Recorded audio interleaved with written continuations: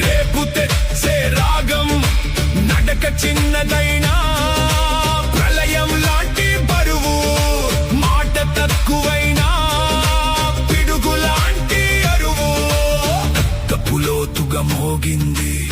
బాన్స్రి పైకి ఎగిరింది గుండె ఒక్కటే చెప్పింది ఇది ఆగని కదలిక ఎవరిది ఈ అడుగు